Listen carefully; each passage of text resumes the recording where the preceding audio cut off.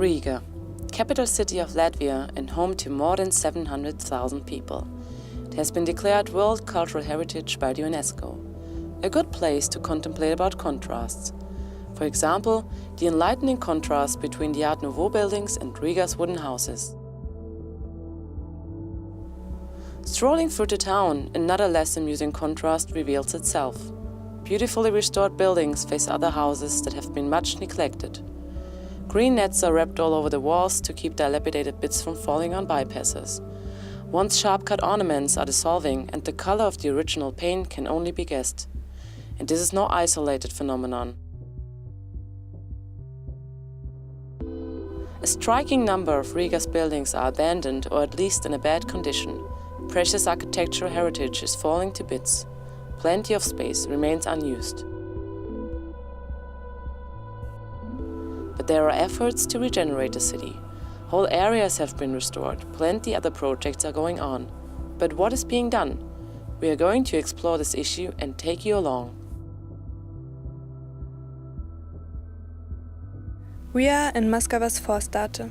It's a working-class district composed of many wooden houses, most of them in a shabby, sleazy condition. The association Free Riga tries to do something about it. In 2013 there was a feel that there is so little space for initiatives, for creative projects, for culture, although there is so much empty space, at the same time there is no space for doing something which is like benefiting also the society, and or just allows people to make something. It somehow became really serious suddenly that people really care about this. Every fifth building is empty. It resonates with kind of everybody. It's not just in some people's this core group heads. Free Riga introduced the concept of temporary use. House owners give their property to initiatives for little money and limited time. In exchange, the initiatives promise to restore the houses. Temporary use helps owners. When their property is empty, they have costs anyway, because they have to pay taxes, they have to maintain it, they have to pay security. If they don't pay security, everything is stolen out of the property, all metal, and it goes into ruin. So temporary use is offering the owners to take over the property for a certain time. If it's in a good condition, then maybe shorter. If it's not so good condition, and one has to also invest something in for a longer time, for maybe 4-5 years already.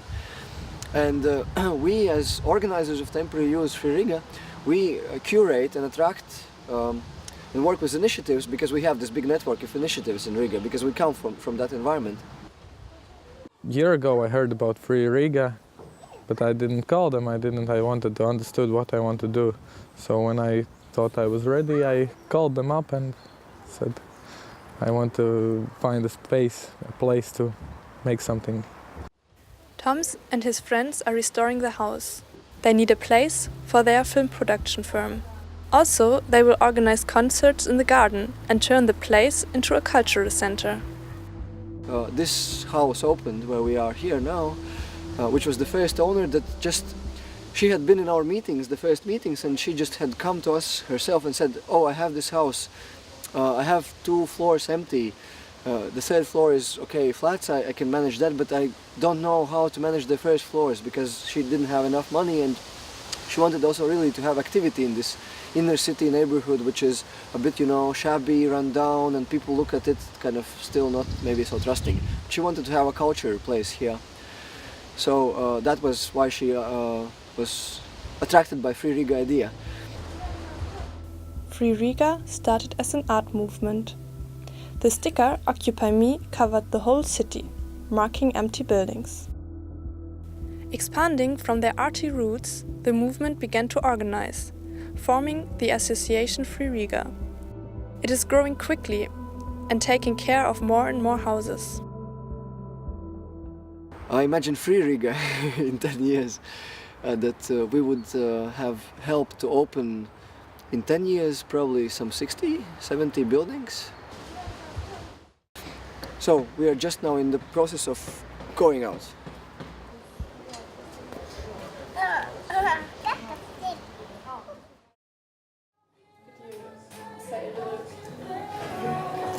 To my mind, Riga is not an exception. You can find out in Eastern Europe a lot of places which are tended to be shrinking cities, as Riga has lost some 100,000 of inhabitants during the last 25 years. And that's why one of the reasons why the buildings are empty. That's industry has been closed, and people just are migrating to west to find out the better places to live. And birth rate is negative, and that's all obstacles coming together, and the result is that we have a lot of buildings which are empty. And by the way, the most of those wooden ones are built more than 100 years ago. They're 150 years old, and it's time to, let's say, to die for them. If not, let's say, some intent to restore them. Presume that they should be restored. The question is, who will pay? It's a hobby of wealthy people to restore them. And some small intents of municipality, but we should admit that some few percent of ownership of old buildings are in the hands of state or municipality. The total majority are privately owned. As sometimes they are not people, they are banks or, let's say, companies who rather don't know the building. They have them as a movable asset, which has some, let's say, loan has been taken for this building, and banks just now, after this economic crisis some years ago, which took place, they are not happy having so much buildings as an assets.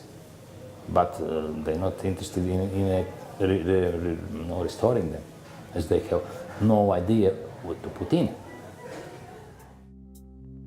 At the opposite of the old town, the island of Kipsala is a great example of successful regeneration.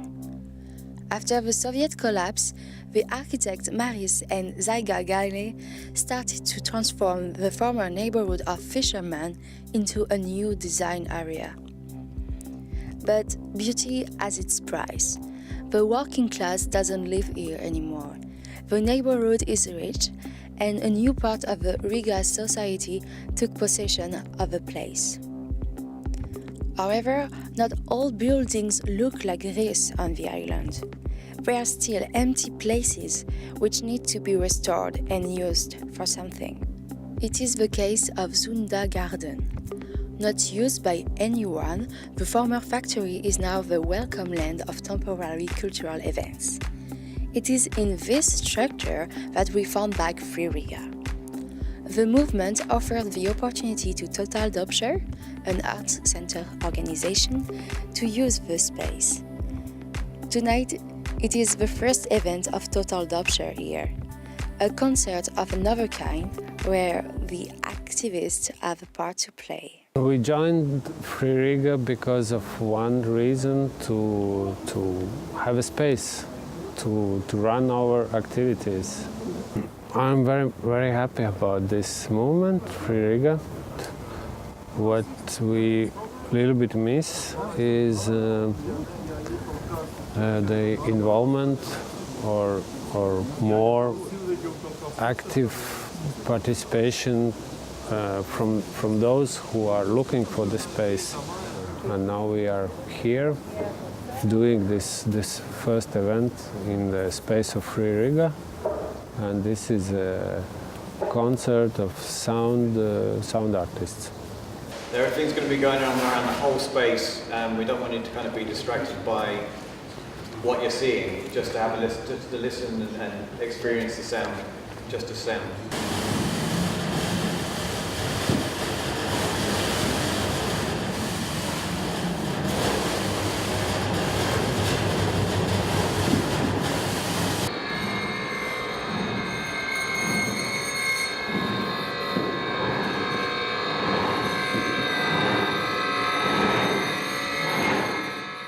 We saw photographs of the space before we came, and now we've arrived. It's actually very different from the building we were expecting.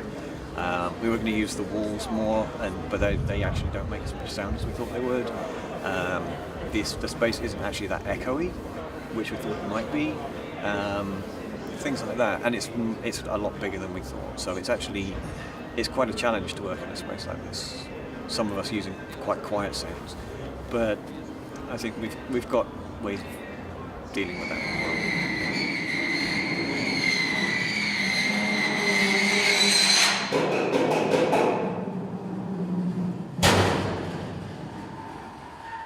Formed as a workers' district, Krisenkalns is one of the quarters in Riga which is very rich in wooden houses.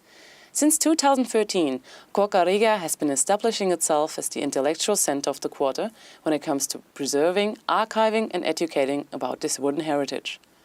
Vladimir Einbaums, the head of the organization, gives a tour through the quarter. Viena no pirmām ielām, kas tiek renovēta šī rajonā, būs renovēts 5 ielas kopsumā, ir Mūrnieku ielā. Kā pārējie namīpašnieki renovēs savas ēkas. Korka Riga's road to a well-restored Krisenkalns is long and rocky though. Most residents in this quarter are not very rich. Urgent repairing works are often done in the cheapest way, which then results in a look that derives much from the historical original. Post-Soviet privatization strategies contribute further to the problem. Te nepareiza privatizācijas politika notikusi, jo Rīga koka mājas privatizēja pa dzīvokļiem. Un iedomājiet, šī stāvā būtu 4 privatizēti dzīvokļi, kuri dzīvo pārsvarā pensionāri. Un, ja tiek jumts virs viena, pārējie nepiedalās.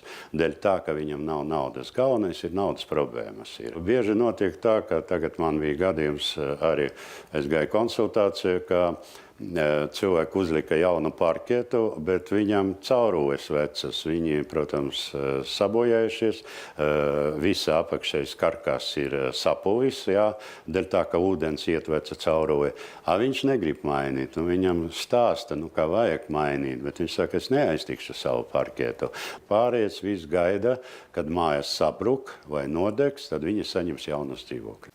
For those who are capable and willing to preserve their building from deterioration, Korka Riga offers a series of workshops and consults owners as well as other interested people about their possibilities. We learn a lot of, and I find that this is just starting to understand what do you want to learn. In practice, we learn how to evaluate quality of old wooden building, how to do practical reparation of wooden building, how to do by yourself colors. Now it's become very popular to develop places outside of Riga center, to develop and to keep these historical wooden houses. Not only those who have very high historical value, but simple wooden houses, which is our own history. A trend, however, might not be strong enough to preserve all of Riga's wooden architecture. Paliks 80% tikai koka ēkas Rīgā, pārējie viss nolemti bojājējiem. Varbūt vairāk, 7%, varbūt es pārspīlēju, bet 20 gadu laika šī arhitektūra izzudīs vienkārši. Therefore, it is also one of Korka Riga's high priority targets to take photos of all wooden houses in Riga. Exhibitions follow quickly. Aicinām brīvprātīgi, bet brīvprātīgiem ļoti grūti strādāt, jo mums brīvprātīgi ir normāli cilvēki brauc uz ārzemēm. Jā. Bet tie, kas nevisai, teiksim, tādi zinoši cilvēki, ar viņiem grūti strādāt, viņiem visu laiku jāseko uz pirkstiem, jā, un jāvada un vieglāk pašam izdarīt, nekā viņiem uzdot. At least, not all aspects on their agenda seem to be so nerve-wracking.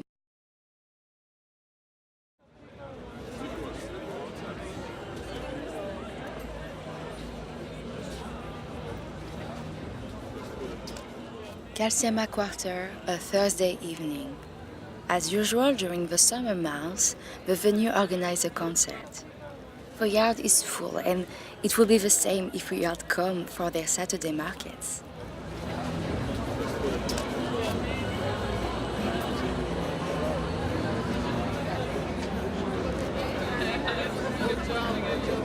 No one can blind us any longer.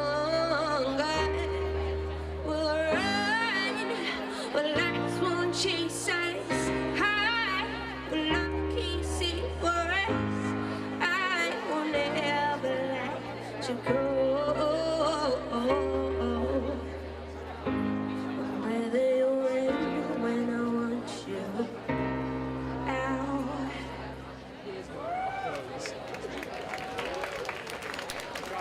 A set of wooden houses on Cassia Maiella from the later 19th century have been restored, with mostly EU money.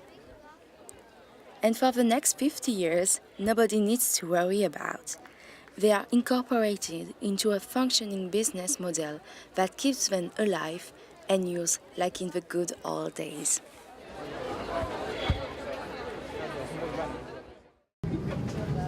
Still in the center of Riga, next to the Daugava River, we find Spikerry. The story of Spikerry starts in the 14th century. At that time, the place was utilized for cargo ships.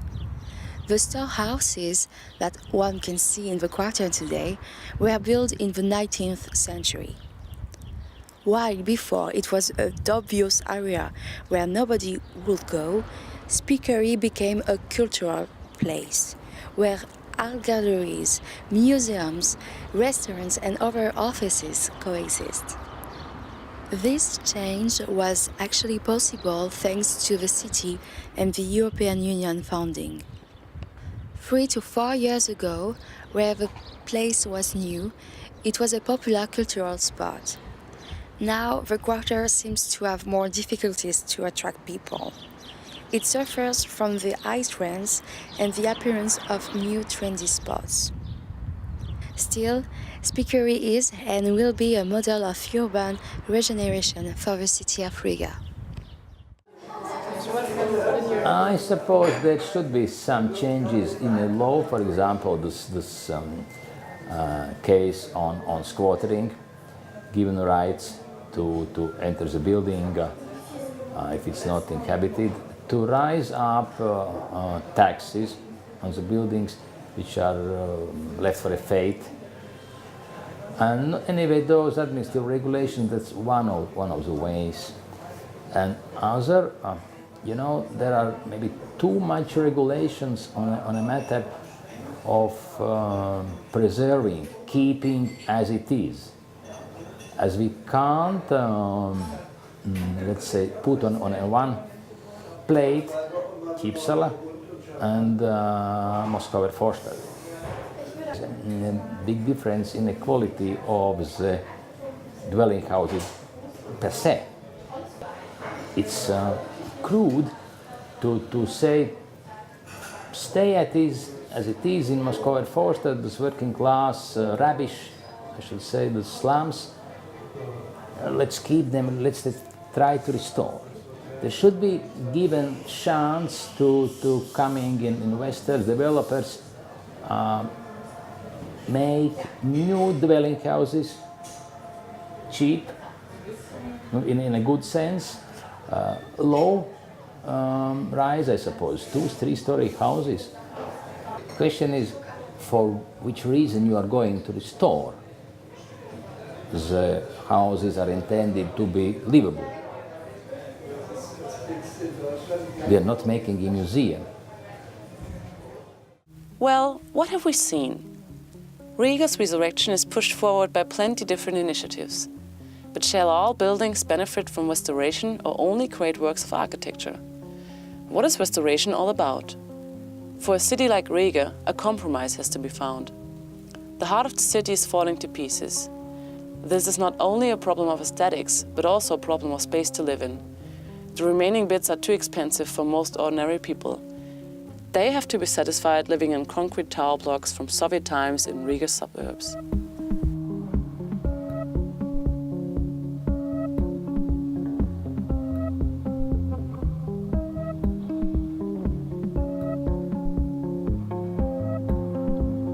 Riga isn't a museum, but a capital city.